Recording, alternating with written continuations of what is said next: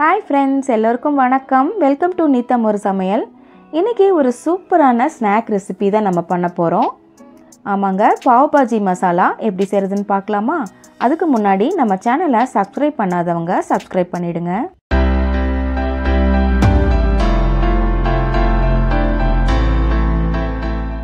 இப்போது இந்த பாவ் பாஜி மசாலாவை நம்ம எப்படி செய்கிறதுன்னு பார்க்கலாம்.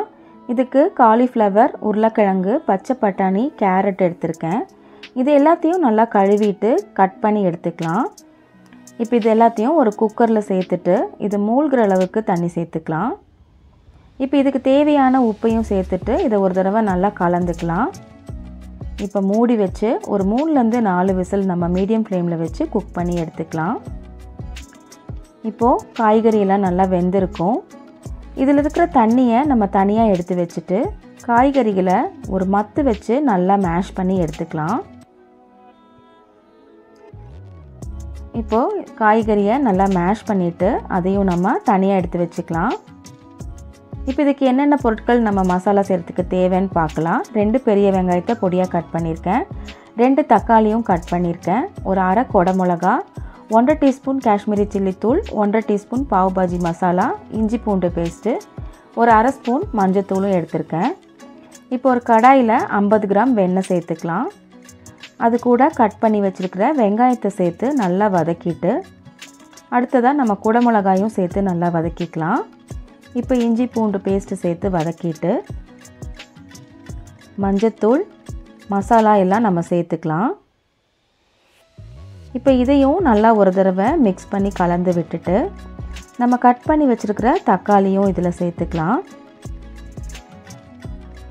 தக்காளி சேர்த்துட்டு நல்லா ஒரு தடவை மிக்ஸ் பண்ணிவிட்டு இந்த டைமில் இதுக்கு தேவையான உப்பும் நம்ம சேர்த்துக்கலாம். இப்போ இது வேகிறதுக்கு நம்ம காய்கறி வேக வச்ச தண்ணியே இதில் நம்ம சேர்த்துக்கலாம். இப்போ இந்த வெங்காயம், தக்காளி, குடமிளகாயெல்லாம் நல்லா வெந்து வரட்டும். மூடி வச்சு ஒரு 5 நிமிஷம் மீடியம் ஃப்ளேமில் நல்லா குக் பண்ணிக்கலாம். இப்போ இது ரெடி ஆகிடுச்சு. இந்த டைமில் நம்ம வேக வச்ச காய்கறிகளையும் இதில் சேர்த்து எல்லாத்தையும் நல்லா ஒன்றா மிக்ஸ் பண்ணிக்கலாம்.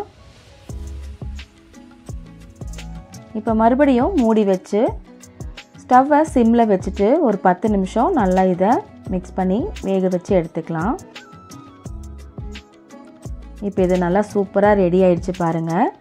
கடைசியாக நம்ம மல்லி இலை தூவிட்டு ஸ்டவ் ஆஃப் பண்ணிடலாம். இப்போது பாவ் பண்ணை நம்ம டோஸ்ட் பண்ணி எடுத்துக்கலாம். ஒரு தோசை தவாவில் கொஞ்சமாக வெண்ணெய் சேர்த்துட்டு பாவ் பண்ணை சென்டரில் இந்த மாதிரி கட் பண்ணி எடுத்துட்டு நல்லா ஒரு சைடு டோஸ்ட் பண்ணிவிட்டு இன்னொரு பக்கமும் திருப்பி போட்டு நல்லா செவந்து வர வரைக்கும் நம்ம நல்லா டோஸ்ட் பண்ணி எடுத்துக்கலாம். இது நல்லா சூப்பராக ரெடி ஆகிடுச்சு. இப்போது இதை நம்ம சர்வ் பண்ணிடலாம்.